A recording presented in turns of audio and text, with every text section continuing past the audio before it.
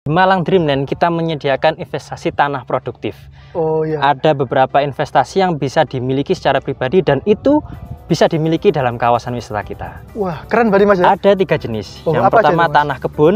Tanah kebun produktif Tanah itu ya? kebun yang akan jadi kebun produktif. Kemudian tanah villa. Tanah villa. Nah, nanti ini bisa dibangunkan villa dan juga bisa untuk dibuat sewa menyewa villa bagi wisatawan.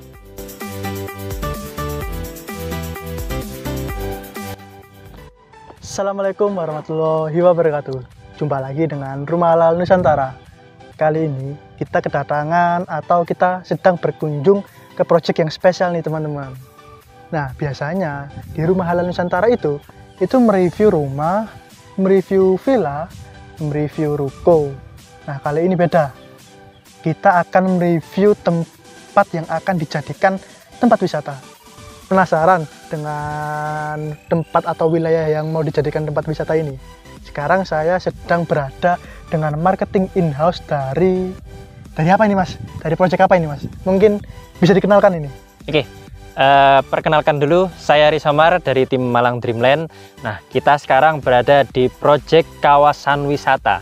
Kawasan Nantinya wisata. ini akan jadi kawasan wisata Islami yang terbesar dan pertama di Jawa Timur. Wih, keren. Kawasan wisata Islami terbesar Dan pertama di Jawa Timur. Wuss. Sebelumnya sudah ada itu yang ada di Jawa Barat, di Jalingka Dreamland, seperti itu. Nah, proyek yang ada di Jalingka Dreamland itu akan kita adaptasi di Kabupaten Malang ini. Oh, berarti proyek dari Malang Dreamland itu sebelumnya itu sudah ada. Jadi di Cicalengka Dreamland ya, di Bandung. Jadi itu proyek asosiasi DPS. Oke. DPS yang pertama yang ada di Bandung, Cicalengka Dreamland itu. Jadi di sini nanti proyek asosiasi DPS yang selanjutnya. Oke. Wah, menarik kan ya. Kawasan wisata terbesar, kawasan wisata Islami terbesar se-Jawa Timur dan terpertama. Ya.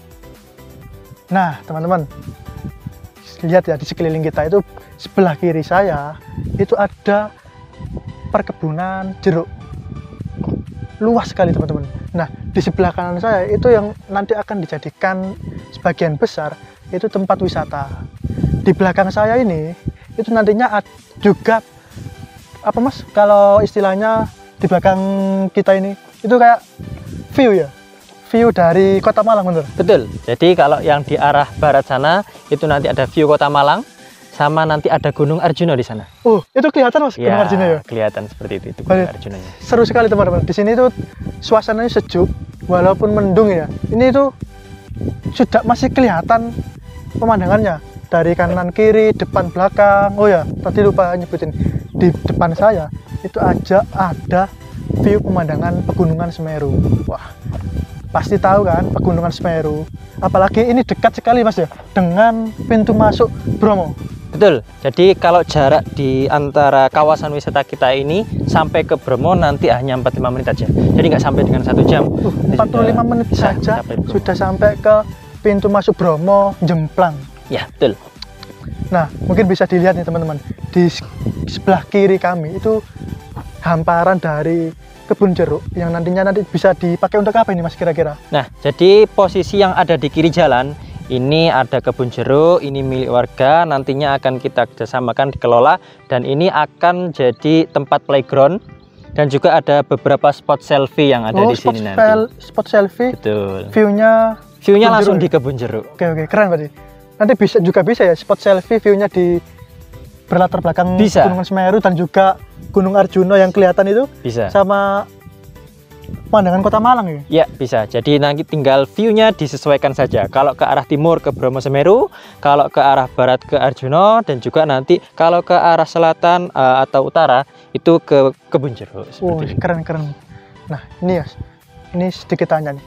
Kan ini kan di sebelah kiri itu kan dibuat spot selfie sama playground. Nah, mungkin sebelah kanan itu sekilas aja Mas. Itu nantinya akan dibuat seperti apa Mas? Oke, jadi yang sebelah kiri tadi yang saya jelaskan tadi, sekarang saya jelaskan yang sebelah kanan jalan ini. Nah, di sisi kanan jalan ini akan kita buat kawasan wisatanya. Jadi sebagian besar kawasan wisata ya? Betul, ada di kanan jalan. Jadi itu bisa dilihat ada progres kita sudah terpasang umbul-umbul. Ya. Bahwasannya wisata kita siap launching untuk di bulan ini. seperti itu. Nanti untuk letak-letaknya dan kemudian posisi-posisi kawasan wisatanya kita jelaskan lebih jelasnya di sana. Oh, berarti langsung turun ke lahannya parkirannya Mas ya? Boleh, boleh. Oke. Yuk teman-teman, ikut saya dan Mas Rius Syomar untuk turun ke bawah di lahan, di persis lahannya yang sekarang sudah dipasangi umbul-umbul dan gazebo. Nah teman-teman, sekarang saya dengan Mas Rius Syomar sudah berada di mana nih? Lahan parkir atau apa ini Mas? Ya. Yang sudah terpasang umbul-umbul ini. Siap. Jadi kita di sini sudah berada di lahan parkir yang atas. Jadi nanti ada 2 lahan parkir. Wih, ada 2 Mas lahan Ada parkir. 2, yang atas dan juga yang di bawah. Wah, keren-keren. Nah, ini bisa dilihat sudah terpasang umbul-umbulnya. Mari kita jalan sama-sama Oke. biar nanti kita jelaskan juga. Jadi di sini adalah letak lahan parkir yang atas. Jadi nanti setelah lahan parkir itu di situ ada masjid Malang Dreamland, kemudian ada juga kafe Malang Dreamland, Oke. dan ya. di sampingnya ada area bersantai nanti di sana. Area bersantai, yes. Kalau bahasa milenialnya area mager-mageran. Siap, seperti itu bisa. Iya, bener, bisa. Jadi akan ada beberapa spot santai di situ nanti. Nah, setelah lahan parkir di bawah ini ada beberapa investasi produktif. Wah, investasi produktif. Nah, jenis tanah investasi produktif yang bisa dimiliki secara Oke, perseorangan. oke. Nah, di dalam Malang Dreamland itu tadi sudah dijelaskan Mas. Betul. Ada investasi produktif. Dan juga ada investasi apa sih Mas di dalam Malang Dreamland sehingga orang-orang itu supaya bisa memiliki aset di dalam tempat wisata. Kan biasanya kebanyakan orang itu punya rumah villa di puncak, tapi jarang sekali punya aset di dalam wisata. Nah, ada bahkan itu orang-orang yang pengen sekali itu punya aset di dalam tempat wisata gitu Mas. Itu apakah ada di sini itu Mas? Nah, tepat sekali. Jadi orang-orang ini selain berinvestasi rumah atau villa, juga ada investasi tanah. Nah, di Malang Dreamland kita menyediakan investasi tanah produktif. Oh iya. Ada beberapa investasi yang bisa dimiliki secara pribadi dan itu bisa dimiliki dalam kawasan wisata kita. Wah, keren berarti Mas ya. Ada 3 jenis. Oh, Yang apa aja pertama itu, Mas? tanah kebun, Tanah kebun produktif tanah itu ya? kebun yang akan jadi kebun produktif, kemudian tanah villa. Tanah villa. Nah, nanti ini bisa dibangunkan villa dan juga bisa untuk dibuat sewa menyewa villa bagi wisatawan. Berarti para investor itu punya villa di dalam kawasan wisata. Betul, Bisa bisa. dimiliki sendiri, bisa dipakai sendiri, juga bisa disewakan Mas ya? Nah, jadi lebih prioritasnya itu disewakan. Disewakan. Disewakan. Kemudian yang tanah kafe. Nah, tanah kafe ini nanti investor dari pemilik tanah kafe bisa mengelola kafe itu sendiri. Oke. Bisa juga nanti akan dikerjasamakan dengan kita. Nah, jadi 3 jenis investasi itu sangat produktif bagi para investor nantinya. Nah, mungkin bisa dijelaskan Mas. Mungkin dari set plan-nya dari Project Malang Dreamland ini.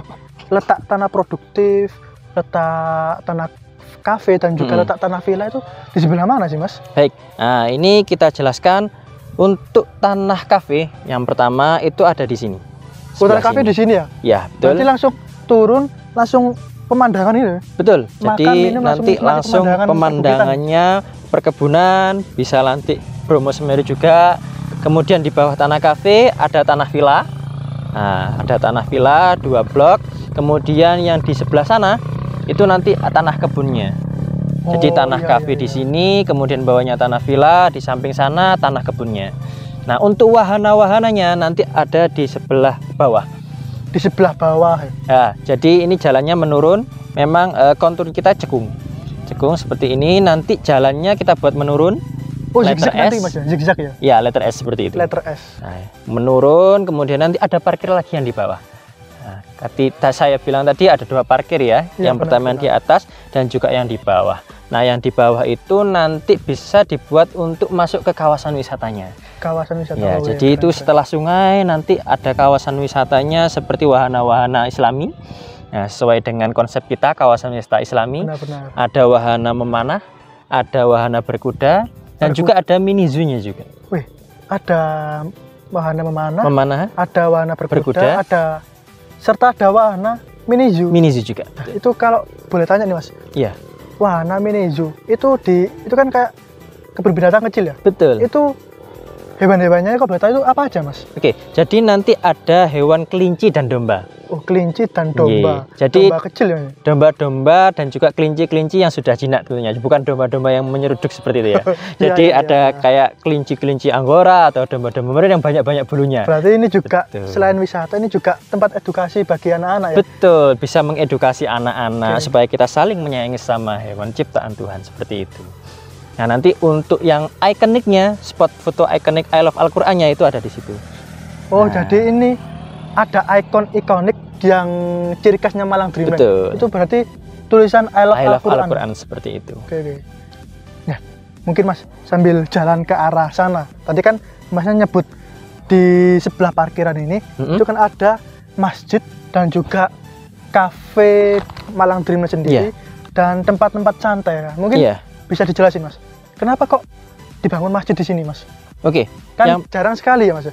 Di tempat wisata itu ada yang mau atau ada bangunan masjid sendiri di dalam kawasan wisata. Itu mungkin bisa dijelasin, Mas. Oke. Mengapa kita harus bangun masjid di dalam kawasan wisata? Karena memang yang pertama kawasan wisata kita Islami. Nah, jadi kita menyediakan tempat untuk ibadah. Jadi wisatawan tetap berwisata, kadang kita berwisata, bersukaria sampai lupa ibadah. Nah, tapi dengan adanya masjid, pasti para wisatawan juga nanti setelah berwisata juga waktunya sholat, tetap sholat. Nah, itu juga seperti itu. Berarti iya ya. Ini kan tempat wisata Islami dan pasti otomatis ada masjidnya. Betul. Nah, tujuannya buat didirikan tempat wisata Islami itu, kalau boleh tahu, Mas, itu kenapa, Mas, kok didirikan tempat wisata berupa wisata Islami? Jadi kenapa kawasan wisata kita itu bernuansa Islami? Karena memang di sisi lain, selain kawasan wisata kita Islami, kita juga nanti mengajak para investor ini berdakwah. Nah, jadi kita mengajak dakwah kepada para investor dan juga para wisatawan. Dengan kata lain, semisal nanti kawasan wisatanya ini sudah ada, kemudian nanti dijadikan foto dengan wisatawan, kemudian wisatawan itu menguploadnya di sosial media. Nah, itu menjadi nilai dakwahnya. Jadi kita mengajak dakwah kepada semua umat. Nanti bisa jadi pahala jariah, Mas, ya, benar? Betul. Jadi itu di situ adalah amal jariahnya. Jadi selain kita mendakwahkan, kita juga mendapatkan amal jariah. Selain berinvestasi dunia, kita juga berinvestasi akhirat. Benar. Jangan lupa ya, teman-teman. Kalau kalian ingin sekali berinvestasi dunia, pastikan juga kalian juga harus berinvestasi untuk akhirat Anda. Sama tadi sesuai dibilangin sama Mas Rizomar. Karena ya kehidupan di dunia ini cuma hanya sementara, Mas, ya. Sisanya ada di akhirat. Nah, mungkin bisa diceritakan, Mas. Kan tadi saya lihat chat brandnya. Itu ada rumah tahfiz. Oh iya, betul. Nah, itu kalau boleh tahu, Mas, itu rumah tahfiz itu kayak pondok atau gimana ya, Mas? Ya, jadi rumah tahfidz nanti beradanya di sebelah bawah sana juga. Nah, itu nanti rumah tahfidznya semacam pusat pendidikan Al-Quran. Oh, pusat pendidikan Al-Quran ya? Jadi nanti akan kita buat pusat pendidikan Al-Quran di mana di dalamnya ada beberapa orang-orang atau nanti muda-mudi, para remaja yang bisa belajar Al-Quran di dalamnya. Jadi nanti juga kita akan munculkan para tahfidzoh di sana. Keren sekali berarti, Mas, ya. Selain mengusung konsep alam, konsep edukasi buat anak-anak seperti yang ada di Mini Zoo tadi, dan juga investasi yang bisa dimiliki oleh setiap orang di dalam kawasan wisata ini, juga terdapat tempat tahfiz. Ya, betul. Nah, mungkin ini penasaran teman-teman yang melihat ini ya. Dana dari pendirian tempat tahfiz itu didapatnya dari mana, Mas?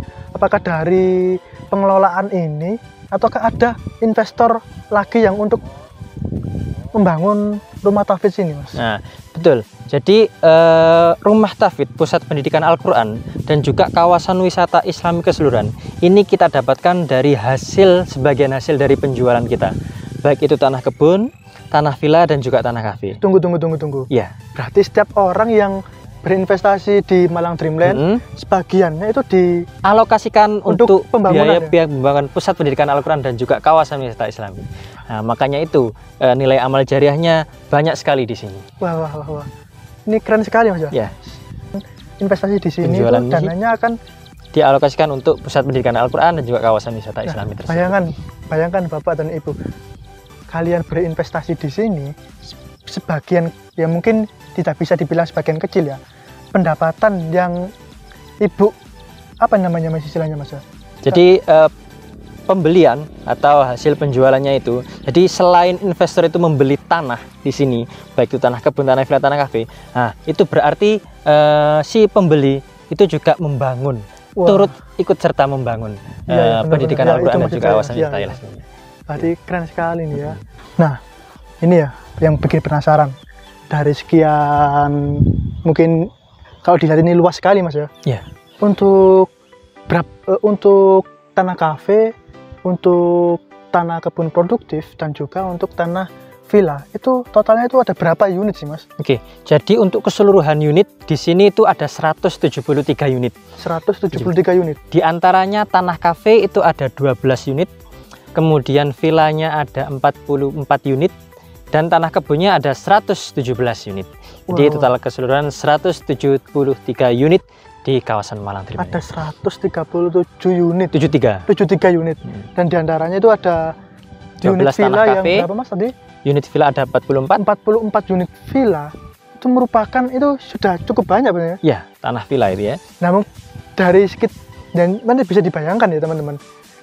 Ada 44 unit villa yang ada di dalam kawasan wisata. Nah, bisa dibayangkan berapa luas wisata yang ada di Malang Dreamland ini. Mungkin bisa dijelaskan mas, berapa sih luas wisata yang ada di Malang Dreamland ini? Ya, luas kawasan wisata kita nantinya akan kita buat sampai dengan 16 hektar. Dan saat ini sudah kurang lebih 10 hektar yang akan siap kita bangun untuk kawasan wisatanya. Dan bisa dilihat juga saat ini kita sudah terpasang umbul-umbul di Malang Dreamland. Dan di akhir November ini akan kita bangun kantor Malang Dreamland nantinya. Dan 12 bulan ke depan itu nanti akan kita progres terus. Ada nanti masjid sudah berdiri, kafe Malang Dreamland, kemudian area parkir dan juga akses jalannya. Jadi dalam 12 bulan ke depan atau dalam 1 tahun, insya Allah November 2022 akan kita buka kawasan wisatanya untuk umum. Keren. Setahun lagi nih teman-teman, ibu bapak sekalian, 1 tahun lagi ini bakal dibuka kawasan wisata Islami Malang Dreamland alias grand opening di sini. Nah, mungkin ayo ibu dan bapak-bapak yang mau berinvestasi di sini silakan, karena dana dari yang bapak ibu beli di tanah ini nanti akan dibuat pembangunan tanah tahfiz atau rumah tahfiz ini, benar? Nah, seperti itu. Nah, kira-kira nih mungkin ada yang tanya nih pemirsa, ini tuh juga ikut dalam atau investasi syariah bukan sih mas? Dan waktu investasi syariah itu konsepnya itu seperti apa? Mungkin bisa dijelaskan singkat saja mas. Ya, jadi Malang Dreamland ini memang merupakan developer properti syariah juga. Jadi PT 9 Nusantara itu juga merupakan anggota dari Asosiasi DPS atau Developer Properti Syariah tersebut ya. Nah, jadi ada 7 konsep properti syariah. Yang pertama tanpa KPR Bank, kemudian tanpa bunga atau riba, kemudian tanpa denda, tanpa sita, tanpa BI checking, tanpa asuransi, dan juga tanpa akad batil. Wah, keren sekali. Berarti emang bener 100% syariah. 100% syariah, real propertinya, real syariahnya. Iya, real propertinya, real syariahnya. Bener. Dan yang terakhir tanpa asuransi ya, karena kita tidak menggunakan asuransi dalamnya, karena asuransi mengundang horor dan maisir. Benar sekali. Nah, itu dia teman, review atau kunjungan Rumah Halal Nusantara ke dalam kawasan proyek wisata Islami Malang Dreamland. Pastikan teman-teman, ibu dan bapak sekalian, kalau ingin berinvestasi sesuai dengan syariat Islam. Karena apa?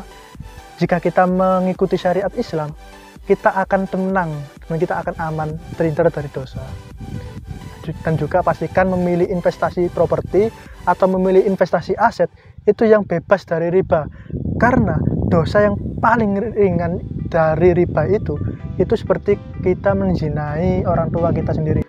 Sekian dari saya Denny mereview proyek kawasan Islami Malang Dreamland ini. Sekian, assalamualaikum warahmatullahi wabarakatuh.